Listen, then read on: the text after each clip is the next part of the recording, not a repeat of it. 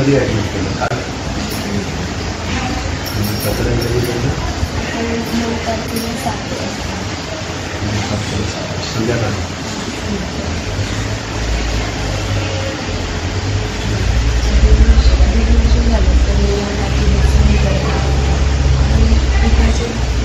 मी तुमचे रेकॉर्ड करू का?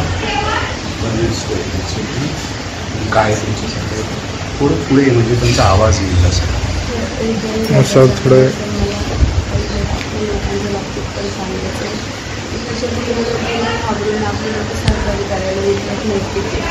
जसा पाठिंबा मला पाहिजे होता तसा मला बिलकुल पाठिंबा तिकडून भेटला नाही. म्हणून मला नाही एवढं दिवस घोटून घोटून मरावं लागलं. आपल्याच काही बायका मला सांगतात की नको म्हणतात ते त्यांना नको हे करू, त्यांना फेस करू नको. तर मी म्हणजे मी कुठे चुकीची वागते? आपला कायदा आहे, मी कायदेशीर सगळ्या कारवाई करते. उगाच मी बाई रिक्षा चालवून कमवून खाते तर मी विनाकारण अन्याय का सहन करायचं त्यांच्या? तर गाववाली आहे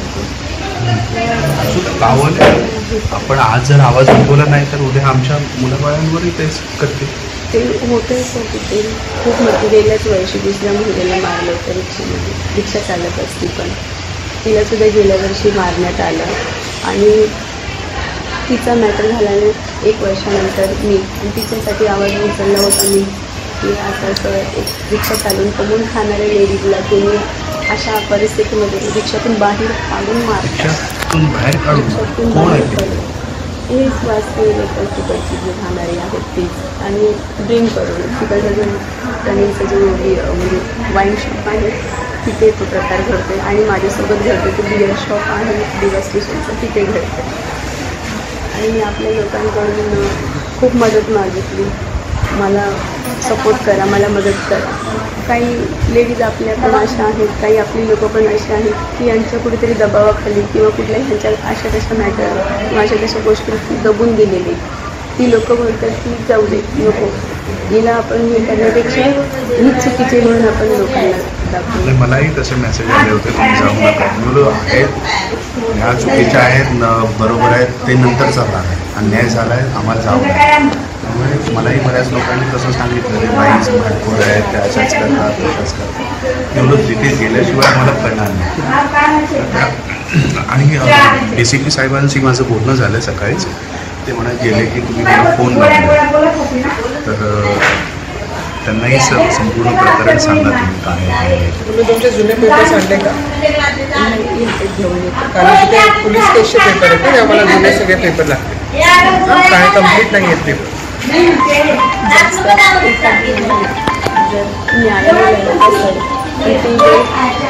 नॉर्मल तिच्या बाजूने एवढं सगळं हॅलो हॅलो सर हॅलो हां सर मी आता बसलो आहे मॅडमकडेच. तर कंडिशन थोडी एवढी बोलण्यासारखी नाही आहे.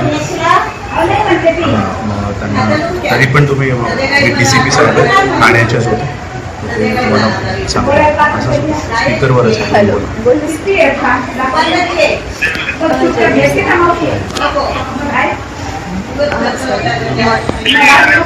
एरिया सांगा तुमचा. दिवा स्टेशन जो आहे ना, दिवा स्टेशनच्या कोपऱ्यामध्ये एक बिअर शॉप आहे तिथे जवळ. नाही म्हणजे त्याच्या जवळ नाही, त्याच्या दुकानाने माझा जो रिक्षा लावायचा जो हे आहे लागला आहे ते खूप एक 10 फुटाचा गॅप आहे त्याच्यामध्ये. पण तो जो हल्ला केलेला होता तो बिअर शॉप चालवला सुमित म्हणून नाव आहे त्याचं. आणि तो मला पहिले दमदाटी देऊन झाल्यानंतर शिवसेनेचं ऑफिस जे होतं ना त्या ऑफिसमध्ये जाऊन त्या दोघं माणसांना घेऊन आला. आणि ते दोघं माणसं दुसरी कोण नसून सर त्यातला एक नगरसेवक होता आणि त्याचा एक कार्यकर्ता. मला वाटलं अमोल पाटील म्हणून काहीतरी नाव आहे, अमोल ब्रह्मा पाटील. हां सर. हां शिवसेना. सुमित म्हणून आहे आणि त्याची 2 माणसं. त्या तिघांनी हात उचलला माझ्यावरती आणि ह्या दोघांनी ना माझ्यावरती दादागिरी करून ना पॅसेंजर उतरवली, शिव्या गाळ्या केल्या घाणेरड्या. आणि नगरसेवक तिथे समोर उभा आहे तरी सुद्धा काही बोलत नाही सर. आणि उलट तिकडच्या पब्लिकला दमदाटी देत आहेत की जा इथून, निघून जावा इथून, चला इथे काय काम आहे तुमचं.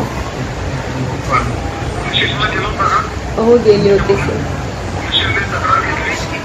सर घेतली म्हणजे इथे ह्या लोकांनी ना मुंब्रा चौकी आणि इथे दिवा चौकी ह्या लोकांनी पूर्ण म्हणजे अशी हे ठेवली आहे. उलट तो आरोपी माहितीची काय धमकी देते.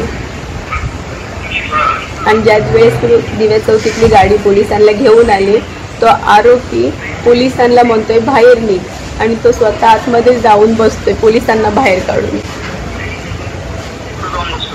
गाडीत पोलिसांच्या.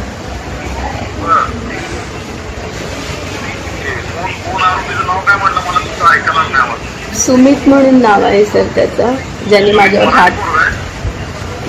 मला काही एवढं माहिती नाही सर.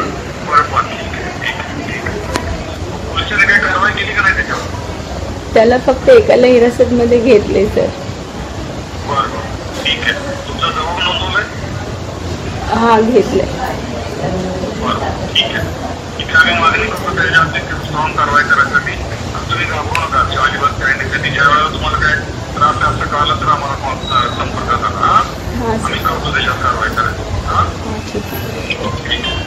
ओके सर, मी बाहेर पडल्यावर फोन करतो.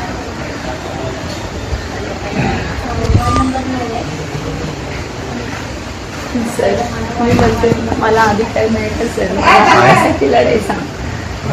मग काय आपलीच लोक का बरं सर माझं बॅकग्राऊंड खराब करून मला चुकीचं साबित करताय. मी न्यायच मागितला ना सर, मी दुसरं काय केलं.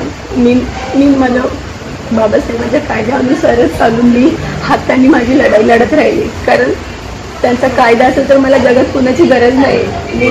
मी त्यांच्या हाताने मी न्याय की मिळवून घेऊ शकते. मला तेवढा विश्वास आहे त्यांच्या कायद्यावरती, म्हणून मी लढते. पण सर भांडखोरच आहे, हेच आहे म्हणून सर माझं विनाकारण नाव हे मला येऊ देत नव्हते. काही असेल मला कर वगैरे नाही, आमचं कामच आहे. आणि काय आहे तुमच्या माध्यमातून सगळ्यांच्या माध्यमातून हे प्रकरण वाढू नये. आज तुमच्यावर केलं उद्या आमच्यावर येईल. आता गेल्या वर्षीची मराठा समाजाची होती लेडीज, रिक्षा चालवते, माझी बहीणच आहे ती. पण आपल्याला जातात आपण कधी केलेलंच नाही सर. पण तिला मारण्यात आले होते त्यावेळेस 2 तास आमदाराच्या ऑफिस खाली ती रडत बसली होती सर. कुणीही तिला आलं नाही.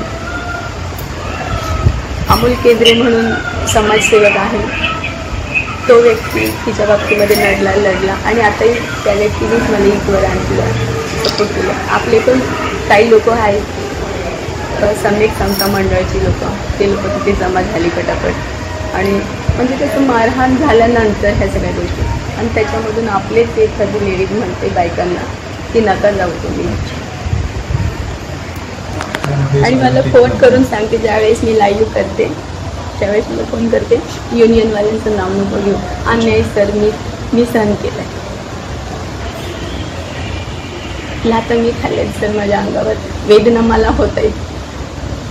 आज 1-2 वर्ष नाही, आज 16 वर्ष या गावाल्यांचा अन्याय अत्याचारीचा आम्ही बघतोय सर. असं एकही व्यक्ती नाही, एवढं इथं अन्याय होतोय ना. मॅटर मुंबऱ्यामध्ये दबून जातोय, दिवा चौकीत दबून जातोय. मॅटर वरपर्यंत येऊच देत नाहीत, नाहीतर काहीतरी सेटलमेंट करतात आणि तिथले तिथे कुठवर सर. मग आम्ही कुठवर सहन करायचं ह्या सगळ्या गोष्टी. सरळ धडधडीत तो युनियनवाला म्हणतोय जयभीमवालीची गाडी इथे लावून द्यायची नाही. फक्त मोजके 5 दिवस झाले सर मी माझ्या गाडीचं काम केलंय. अशोक चक्र टाकलंय सीटवरती. 3 दिवस त्यातले कंटिन्यू मला दम देण्यात येत आहे तिथं येऊन. तो गाडी काढते आणि 4थ्या दिवशी हा हल्ला माझ्यावरती होते. याच्यावर 354 लावायला पाहिजे, 323 लावून येते ही एफआयआरची कॉपी. 323 लावलं, 354 पाहिजे होतं महिलांच्यावरती. असंच असतं सगळं. कसं आहे अन्याय करणारे तेच आणि FIR लिहिणारे पण तेच. त्यामुळे ते FIR पण असा कमजोर करून टाकतात की तुम्हाला न्याय मिळूच नाही. आणि सर कड साहेबांना ज्यावेळेस आपले लोक फोन करून विचारतात तुम्ही काय ॲक्शन घेतली म्हणून, त्यावेळेस कड साहेब सांगतात एकच व्यक्ती दाखवतोय CCTV कॅमेऱ्यामध्ये. नाही, तुम्ही तुमचं बयान 1-1.5 द्या. तासाचं सर, 1-1.5 तास तिथं वाद चालू होता, पब्लिक गोळा होती, लाईव्ह चालू होता. बाकीचा व्हिडिओ कुठे गेला? 1 मिनिटाचा किंवा 5 मिनिटाचा तुम्ही व्हिडिओमध्ये एकच व्यक्ती दाखवते, बाकीचं कुठे तो व्हिडिओ? तुमची जबानी दिली आहे ना घेऊन तुम्ही रिटर्न स्टेटमेंट, त्याच्यामध्ये सगळ्यांची नावं आली. सगळ्यांची नावं म्हणजे फक्त मारणाऱ्यांची नाही, एवढी नावं नाही. घेतली आणि जिथे शिवसेने ऑफिसमधून येते त्या लोकांची नावं माहिती नव्हती. मी येतायची.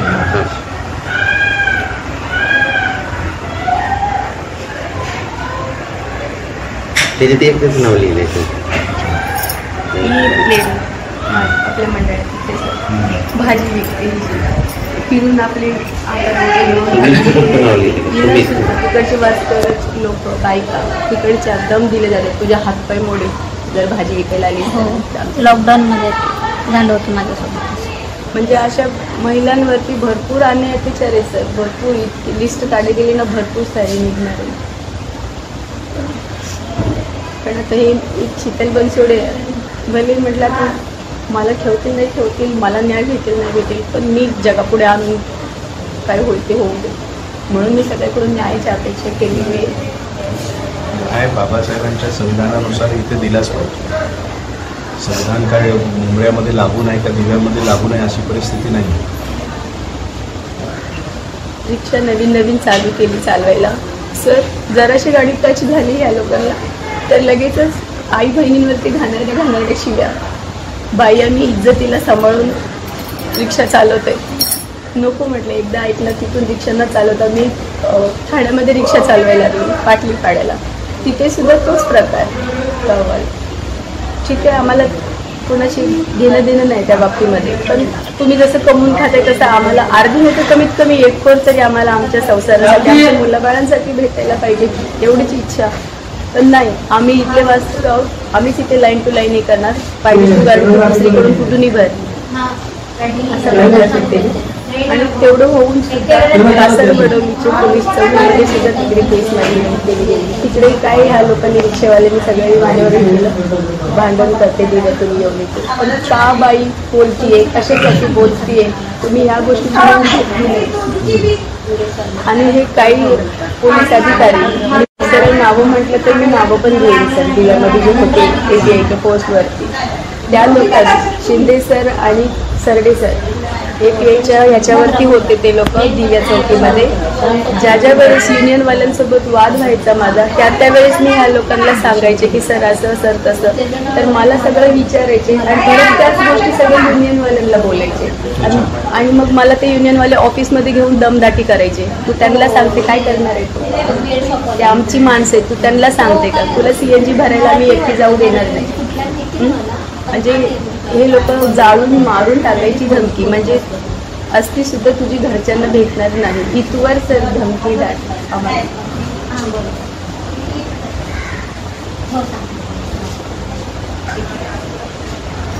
अशा प्रकारे या दिव्यामध्ये आहे सर. मग या सगळ्या गोष्टींना गुंडागर्दीवरती आळ बसायला पाहिजे. आम्ही महिला बिलकुल सुरक्षित नाही आहोत सर. काही मोजक्या गाववाल्यांच्या गुंडागर्दीमुळे चांगल्या लोकांची तर नावं खराब होत आहेतच, प्लस त्यांच्या जीवावर बाहेरून आलेली सुद्धा दुसरे जास्त दादागिरी करायला लागले. महिला कुणाकडे अपेक्षा करणार न्यायाची? पोलीस चौकीमध्ये जायचं, पोलीस चौकी त्यांची, मुंब्रा चौकीत जायचं, मुंब्रा चौकीत तसं. म्हणून मी लाईव्ह घेताना मी म्हटलंच होतं, मला दिव्यातली चौकी नको ना मुंब्रा चौकीतली नको, मला मुंबईकडचे वरवरचेच अधिकारी इथं आले पाहिजे तरच मी तिथून उठते. म्हणून मी तिथं बसली होती आंदोलनाला. पण काही लोकांनी मला सांगितलं की तुम्ही जाऊन पहिले मुंब्रा चौकीत कंप्लेंट द्या, कारण आपली हजेरी येते आणि बाकीचं मग आपण बघू.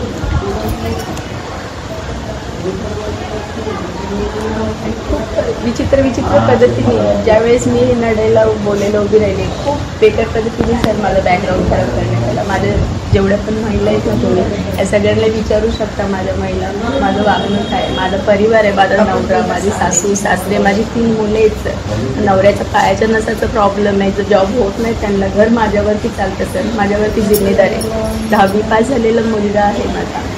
आता एवढ्या सगळ्या जिम्मेदारी असताना मला काय गरज पडली सर मी काहीतरी अशी विचित्र कामं करायची? मग आपल्या समाजाला मला हात जोडून बोलायचं आहे की कुणाच्या दबावामध्ये येऊन एक जर आपल्या समाजाची बाई आपल्याला न्यायाची अपेक्षा करते तर तिच्यासाठी एकत्रित येऊन न्याय मिळवून द्यावा तुम्ही, बल्कि तिचा इतरांच्या दबावाखाली येऊन तिचा बॅकग्राऊंड खराब करून तिला चुकीचं सिद्ध करू नका तुम्ही. मी हीच आशा तुमच्याकडून बाळगते आणि व्यवस्थित पद्धतीने मला न्याय द्यावा. हा माझ्याच न्यायाचा प्रश्न नसून प्रत्येक एक महिलेच्या न्यायाचा प्रश्न आहे आणि कुठेतरी यांच्या गुंडागर्दीला आळ बसावा हीच मागणी आहे माझी. सर इथवर आलीच माझ्यासाठी, याच्यासाठी मी खूप आभारी आहे तुमची. तुमच्यासाठी संस्थेकडून मी काय मदत करतो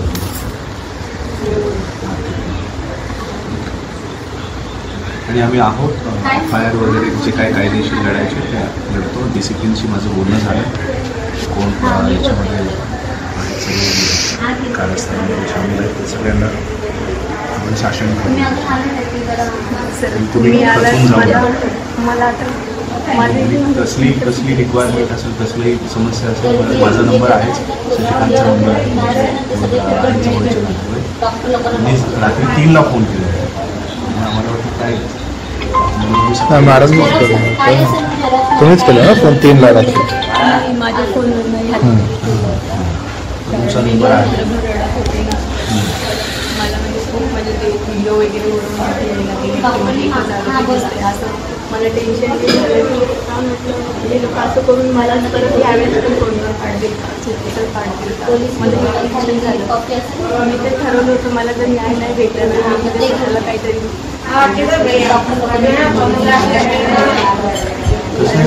खूप आती झाले महिलांवरती जे मोठे अन्याय अत्याचार खास करून आपल्या समाजावरती खूप आपला समाज घाबरून कुठे बसू नये मला एवढंच म्हणायचं. एकदाच कोणते काय व्हायचे ते पण एवढा मोठा कायदा खूप मोठा एकी नसल्यामुळे सर आपला समाज गोळा घर मांडून बसत शिवसेना आणि याच्यामध्ये जाऊन त्यांना ताकद आहेत सर. शिवसेनेचेच अधिकारी म्हणजे नगरसेवक दीपक जाधव विश्वास भालेराव म्हणून पण आहे ते समाजसेवक म्हणून. पण मला सगळे देशभरातून लोक भेटायला येत आहेत आणि आपल्या जिल्ह्यामधून तर अजून ह्या लोकांनी फोन सुद्धा केलेला नाही.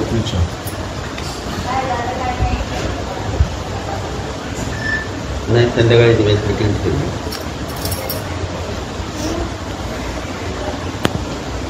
दिल्याची बिलकुल नाही सर. महिला सुरक्षित बिलकुल नाही आहे सर.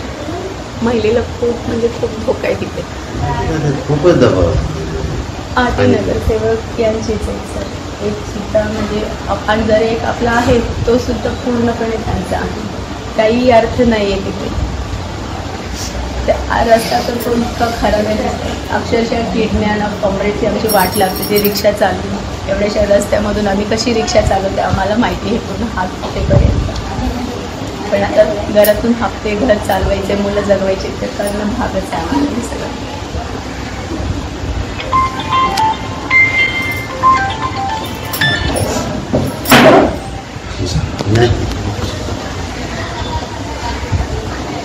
मी तुम्हा सर्वांना विनंती करेन जी लोक बघतायत देशाभरातून आज म्हणजे हातरस असो किंवा दिव्यातलं पडलं असो काय आम्ही फक्त आमच्या महिलेची मृत्यूचीच वाट बघणार आहोत का? मी हिंदीत सांगेन कारण देशभरातनं लोक मला बघतायत. क्या हम लोग सिर्फ हमारे औरतों का मरने तक का ही इंतज़ार करेंगे? क्या वो मरने के बाद ही हम लोगों की आंखें खुलेगी? आज यहाँ पर मुंबई जैसे शहर में सिर्फ उत्तर प्रदेश में जंगल राज नहीं है, महिला पूरे देश में असुरक्षित है और ये है जाति की वजह से. ये जाति का जो अभिमान पैदा होते जा रहा है. एक महिला जो अपने परिवार को संभालने के लिए ऑटो चलाती है, यहाँ मुंबई में ऑटो चला रही है और ऑटो आप देख रहे होंगे कि इनके गले में भी अशोक चक्र है.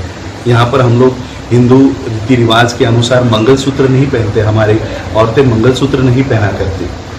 तो अशोक चक्र जो इस देश के नेशनल फ्लैग के ऊपर है, राष्ट्रध्वज के ऊपर है, वो अशोक चक्र अगर हमारे गले में आता है या अगर हमारे रिक्शा के ऊपर आता है तो उसे जाति का चिन्ह के हिसाब से देखा जाता है. अब अशोक चक्र ये रिक्शा के ऊपर है, इसलिए मेरे दुकान के आगे नहीं लगनी चाहिए, ऐसी रिक्शा दलितों की रिक्शा मेरे दुकान के आगे क्यों लगती है, इस भावना से पंडित आहेत ना ही सगळी दोघं, यांचे नाव काय आहे? नाही सर, जे शिवसेनेचे ऑफिसवाले होते ते आगरी आगरी समाज. बाकीचे माहिती नाही, पण सगळे ते सवर्ण. गावात. तो ये मानसिकता है कि ऐसे चिन्ह या बाबा साहब के लोग हैं या शेड्यूल कास्ट के लोग हैं या अनुसूचित जाति के लोग हैं, ये लोग अपनी प्रगति भी करना चाहते हैं, आप लोगों के सामने अपने हाथ नहीं फैला रहे हैं. इतने परिस्थिति में भी वो अपने परिवार को खड़ा करने के लिए अपना काम कर रही है, लेकिन उनको भी वो काम नहीं करने दे रहे. और इसमें सबसे बड़ी गलती है हमारे लोगों की. हमारे लोग संगठित नहीं है. आज इस पार्टी में, कल उस पार्टी में, आधे आधे पार्टी में. एक तो हम लोग है भी अल्पसंख्यक, हमारी संख्या भी कम है, उसमें भी हमारे लोगों में जाति की भावना है. शेड्यूल कास्ट महाराष्ट्र में 59 कास्ट है. 59 कास्ट में सभी कास्ट अपने अपने लोगों तक ही मर्यादित काम करते हैं, और उसमें से 0. ये जो परसेंटेज हमारा आता है, ये लोग भी एक नहीं है. कोई शिवसेना में, कोई बीजेपी में, कोई कांग्रेस में, कोई राष्ट्रवादी में, और फिर हमारे ऊपर आंदोलन होता है तो इनके पार्टियों के नेता हमको आगे आने नहीं देते. और इसलिए कभी तो पार्टी को छोड़कर हम लोगों को एक इंसान होने के नाते तो हम लोगों को सोचना चाहिए. आज हमारी महिला यहाँ पर जिंदा बची है, उनको ये धमकी दिया जाता है कि पेट्रोल भरने जाओगे तो सिर्फ राख मिलेगी आपकी. तो क्या हम लोग हमारी जैसे हाथरस के बेटी के साथ हुआ, तो क्या ये कितनी बेटियां कुर्बान करोगे और कहाँ तक हम भागेंगे, कहाँ तक भागोगे? तो इसलिए हम लोगों को जागरूक होना है. डॉक्टर्स उनको मिलने के लिए आए हैं. मैंने आज बुद्धिस्ट सोसाइटी ऑफ इंडिया की ओर से उनकी थोड़ी सी मदद की है. डीसीपी साहब से उनकी बात करवा के दी है, और थाना के डीसीपी है, एक्स डीसीपी, उनसे बात करवाई है. और जितने भी दोषी हैं हम उन सभी दोषियों को, क्योंकि देखो FIR जैसे मनीषा के मामले में हुआ है, वैसे यहाँ पर भी FIR लिखा गया है. FIR में सिर्फ एक आदमी का नाम. क्या एक आदमी दोनों हाथ पकड़ के तीसरा आदमी लात मार सकता है? कहाँ गई सीसीटीवी की फुटेज? सीसीटीवी की फुटेज उतनी ही मिलती है जितनी दिखानी चाहिए. तो उत्तर प्रदेश पुलिस में और महाराष्ट्र पुलिस में कोई फर्क दिखता है आपको? और ये पुलिस में फर्क नहीं है, ये मानसिकता एक ही है. चाहे वो उत्तर प्रदेश की पुलिस की मानसिकता हो, दिल्ली पुलिस की मानसिकता हो, या महाराष्ट्र पुलिस की मानसिकता हो. ये मानसिकता जो जाति की मानसिकता हो रही है कि शेड्यूल कास्ट की लड़की है, शेड्यूल कास्ट के लोग क्या कर लेंगे, ये मानसिकता हम लोगों को बदलनी है. मैंने हाथरस का मामला भी इसलिए उठाया है क्योंकि ये मानसिकता हम लोगों को बदलनी है. पुलिस वालों को अगर वो गलत FIR लिखते हैं तो उनको डर रहना चाहिए कि मैं इसमें एक लाइन भी अगर गलत लिखता हूं तो मुझे भी जेल में जाना पड़ेगा. मैंने उसी समय कहा था ये 4 लड़कों को तो मैं फांसी पे चढ़वाऊंगा ही, लेकिन SP को, DM को भी मैं जेल में भिजवाऊंगा. और हमारी वैसी पिटीशन भी गई है. वहां पर से हम यहाँ नहीं आते कि यहाँ पर भी वही चल रहा है. क्या यहाँ पर सिर्फ 1 या 2 लोगों को ही पकड़ा जाना चाहिए? क्या वो FIR लिखने वाला पुलिस दोषी नहीं है? क्या यहाँ पर जो SP या जो मैजिस्ट्रेट काम कर रहे हैं ये लोग दोषी नहीं है? यही अगर किसी सवर्णों के साथ होता तो आज यहाँ पर मुंबई बंद कर दिया होता. तो इसलिए हम लोगों को ये समझ जाना चाहिए, संगठित होना चाहिए. संगठित होकर ही हमारे आंदोलन खड़े होंगे. मैं डॉक्टर्स के काम में दखलंदाजी नहीं लेना चाहता, डॉक्टर्स यहाँ पर खड़े हैं, लेकिन मैं अपनी बहन को यहाँ पर ये बताना चाहता हूँ कि आप अकेले नहीं हो. आपने जो मुद्दा उठाया ये अपने इंडिविजुअल मुद्दा नहीं है. आपके माध्यम से सभी शेड्यूल कास्ट की महिला सुरक्षित होंगे, सभी शेड्यूल कास्ट के सभी अनुसूचित जाति के लोग सुरक्षित होंगे. यही वो आंदोलन है. और ये आंदोलन मैंने जैसे अभी हमारी पूरी लीगल टीम का काम करती है, सुप्रीम कोर्ट से लेकर हाई कोर्ट के बेस्ट से बेस्ट, और सिर्फ वकील नहीं, जजेस हमारे कार्य करता है. जजेस हमारे वेल विशर्स हैं. तो आपका ये पूरा FIR जो है ये पूरा हम लोग लड़ेंगे बुद्धिस्ट सोसाइटी ऑफ इंडिया के माध्यम से. आप लोगों को न्याय, ये सिर्फ आपका नहीं, आने वाली जनरेशन्स को न्याय दिलाने की बात है. आणि म्हणून हा संपूर्ण प्रकरण तुमच्या मागे कोण उभा आहे कोण नाही, एक व्यक्ती जरी बाबासाहेबांच्या संविधानावर उभा राहून चालायला लागला ना, अख्खा देश त्यांच्या मागे उभा आहे. अख्खा समाज त्यांच्या मागे उभा आहे. आणि म्हणून अशा पद्धतीने तुम्ही हा मुद्दा, भले तुमच्या मागे कोण असो कोण नसो, बाबासाहेबांचा हा परिवार तुमच्यासोबत आहे, आंबेडकर परिवार तुमच्यासोबत आहे. कुठंही कुणावरही अन्याय अत्याचार झाला की तिथे आम्ही तुमच्या सगळ्यांच्या सोबत आहोत. एवढंच मी आज तुम्हाला ग्वाही देतो. आणि जी काही तुम्हाला गरज लागेल यापुढे कुणापुढे हात पसरण्याची गरज नाही. आम्ही जेवढी काही शक्य होईल तेवढी मदत आम्ही तुम्हाला करू. समाजाच्या माध्यमातून तुम्हाला ही मदत करू. हा समाज सक्षम आहे. फक्त आज आपण सगळीकडे पोहोचू शकत नाही, सगळीकडे लोक संघटित होऊ शकत नाही. तुम्ही ज्या पद्धतीने सांगितलं की आपलीच लोक कशा पद्धतीने विभाजित झाली आणि एका महिलेला की हे आंदोलन उभं राहू नये, त्यामुळे अनेक शिवसेनेमधले, BJP मधले, म्हणजे सत्ता ही शिवसेनेचीच आहे. अनिल देशमुख या महाराष्ट्राचे होम मिनिस्टर, गृहमंत्री आहे आणि त्यांच्याच सत्तेतली लोक आमच्यावर जर असं करत असतील तर मग आम्ही कुणावर विश्वास ठेवायचा. हाथरस प्रकरणी तुम्ही एकीकडे मोर्चे काढता आणि दुसरीकडे तुम्हीच अन्याय अत्याचार करता. मग कसली तुमची पार्टी, कसली तुमची सत्ता, कसला तुमचा होम मिनिस्टर? हाथरसमध्ये तुम्हाला राजनैतिक फायदा घ्यायचा आहे, BJPला तुम्हाला कमी लेखायचं आहे म्हणून योगीवर ताशेरे ओढता. मग उद्धव ठाकरेवर का ओढू नये? जर उद्धव ठाकरेच्याही शासन काळामध्ये अनुसूचित जातीच्या लोकांवर असा अन्याय होणार असेल तर मग उद्धव ठाकरे आणि योगीमध्ये काय फरक राहतो? आणि म्हणून आमच्या लोकांना यांच्याशी आम्हाला काही घेणं देणं नाही. दोषी आम्ही आहोत. आम्ही अनेक पार्ट्यांमध्ये, ज्या शिवसेनेमध्ये तुम्ही अक्षरशः यांचे पाय धुवून पाणी पिताय ना, हे पाणी प्यायचं थांबवा. यांच्या ओंजळीने जे तुम्ही लोक जगताय ना, ते जगायचं थांबवा. एक व्हा. गाववाले असो नाही तर तिकडचे कोणी असो, आगरी समाज असो नाही तर कोणताही समाज असो, तुम्ही जर एकजुटीने राहिलात, हा आगरी समाज असो कोणता समाज असो, तुमच्यावर तुमच्या केसालाही धक्का लावू शकणार नाही. बाबासाहेबांनी जाता जाता तुम्हाला या देशामध्ये संविधान देऊन गेलेले आहे. त्या संविधानाच्या एक एक कलमाचा तुम्ही वापर करा आणि त्याहून मोठं तुम्हाला धम्म देऊन गेलेलं आहे. त्या धम्माप्रमाणे तुम्ही जर वागला, आज मला खरंच आनंद वाटला की आज ताईंच्या गळ्यामध्ये मला काळे मणी दिसले नाही.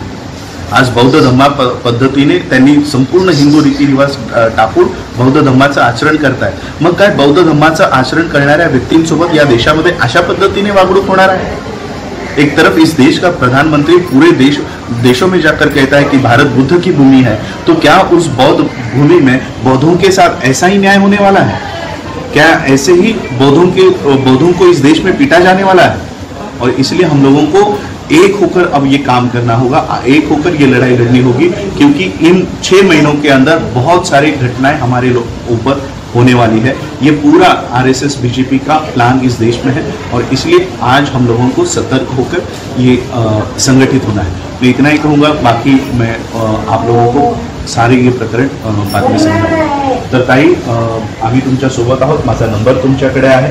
कसलीही गरज लागली, कसलीही आर्थिक अडचण लागली, कसलीही तुम्हाला पोलीस प्रशासनामध्ये अडचण होत असेल किंवा कायदेशीररित्या तुम्हाला कसली अडचण असेल किंवा मदत पाहिजे असेल, तुम्ही मला सांगा. माझा नंबरही याच्यावर आहे, कार्डवर आहे. आम्ही, कारण बाकीची लोक खोळंबली तर मी जास्त वेळ घेणार नाही. आम्ही तुमच्या सोबत आहोत. जय हिंद.